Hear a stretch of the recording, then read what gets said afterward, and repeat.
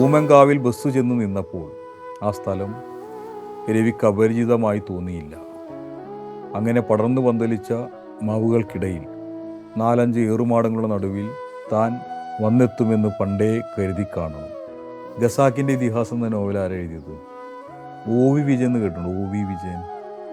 രവി എന്ന് പറയുന്ന കഥാനായകൻ്റെ വരവിലൂടെയാണ് ഈ നോവൽ തുടങ്ങുന്നത്. നമ്മൾ പാലക്കാട്ടുകാരെന്തായാലും ഈ നോവൽ വായിക്കണം. നമ്മുടെ തൊട്ടപ്പുറത്ത് തസ്രാക്ക് എന്ന് പറയുന്ന പ്രദേശമുണ്ട്. ആ തസ്രാക്ക് എന്ന് പറയുന്ന പ്രദേശത്താണ്, അതിൻ്റെ പരിസര പ്രദേശങ്ങളിൽ ചെതലി ഭാഗത്തൊക്കെ നടന്ന ഒരു പ്രത്യേകമായ കഥയാണ് OV വിജയൻ ഖസാക്കിൻ്റെ ഇതിഹാസം എന്ന നോവലിലൂടെ പറയുന്നു. അപ്പോൾ നിങ്ങൾ ഈ നോവൽ മാത്രമല്ല എല്ലാ നോവലുകളും വായിക്കണം. ഒരുപാട് നോവലുകളും ചെറുകഥകളും ഒക്കെ ഈ ലൈബ്രറിയിലുണ്ട്. ഒരു ഗ്രാമം പുസ്തകങ്ങൾ വായിക്കുമ്പോൾ അതിൻ്റെ ഭാവി ശബ്ദമില്ലാതെ എഴുതപ്പെടുന്നു.